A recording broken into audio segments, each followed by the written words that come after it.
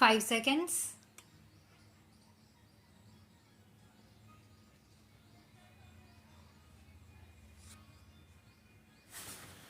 I am glad to welcome you today to this conference.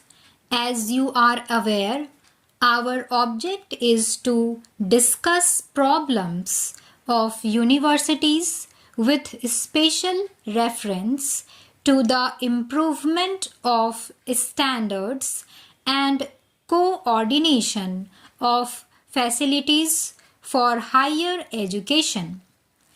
It was my intention to call this conference in January, but on account of pressure of work, this could not be done. The problem we have met to discuss is not new, though it has acquired a new urgency after the attainment of independence. You are all aware that for the last 30 years or more there have been persistent and at times well-founded criticisms of our universities. The great increase in the number of students has been accompanied by a fall in the standard of attainment. Ill-equipped and ill-trained graduates have increased the number of the unemployed. Their indiscipline and lack of purpose have added to our difficulties at a time when the attainment of independence has posed great problems of reconstruction and development before the country. It was in order to examine the existing defects and make recommendations for the remodeling of university education in conformity with the needs of free India that the Radhakrishnan Commission was appointed in 1948. The Commission made a careful survey of the entire field and made recommendations for necessary changes in the academic, financial, and administrative setup of our universities in the new context. It redefined the aims and objects of university education and placed special emphasis on the establishment of proper relations between the universities on the one hand and the central and state government on the other.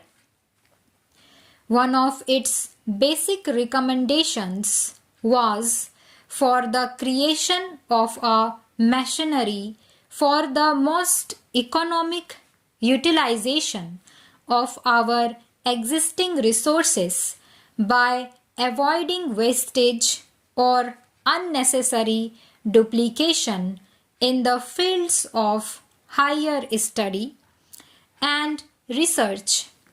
The problem of university education was also considered at the time when the Indian Constitution was being framed.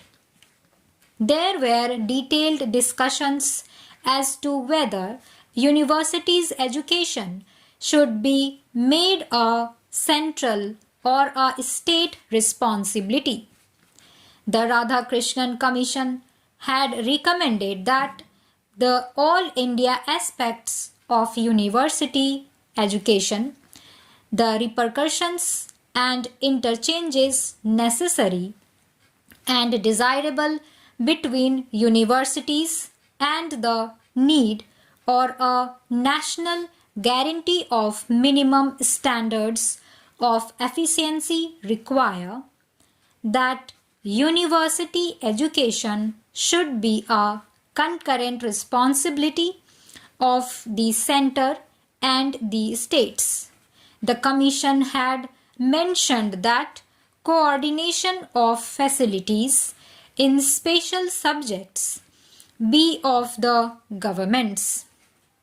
The coordination of facilities in higher education and the maintenance of standards of university education is thus an exclusive central responsibility. This makes it necessary for the Government of India to take an immediate and direct interests in the affairs of all universities in order to ensure that the provisions of the Constitution are carried out. The government has considered the matter carefully and reached the conclusion that this responsibility cannot be discharged without the creation of an agency which would enable the government to carry out the necessary supervision and overall guidance. Since this duty is an exclusive central responsibility, the government would have been entitled to set up for these purposes an official body composed of its own officers and nominees. The government did not, however, do so. The government recognizes the value of university autonomy and desires that the necessary reforms in universities should, as far as possible, be initiated by the universities themselves. The government is also of the view that in all such steps for the improvement of standards of higher education in the country, the cooperation of the states at every step is not only desirable but essential. It is on this account that the Government of India prepared a draft bill entitled Universities Regulation of Standards Bill. Before introducing it into Parliament, the Government of India referred it to the state governments and the universities for their advice and guidance. I must confess that I have been somewhat surprised by the response of the universities to this gesture of cooperation by the central government. The Inter-University Board, in its Madras Chennai session, has expressed itself against the bill and raised doubts about its purpose and provisions. Nevertheless, the board itself had to recognize the need of a machinery to effect coordination and improvement of standards.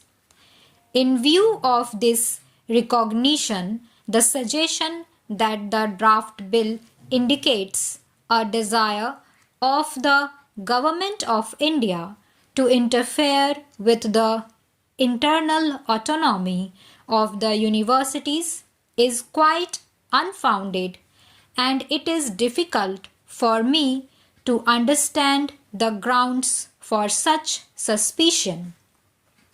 As I have already said, the government could, if it so wished, introduce the bill without referring to the universities. That it has not done so is itself evidence of the government's regard for university autonomy. Further, the constitution of the body proposed in the bill is such as to ensure that the autonomy of the universities will be respected.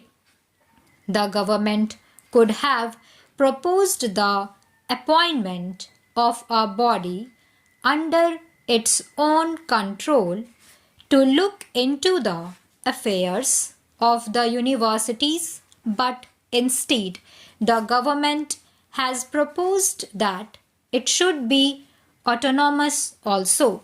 Stop.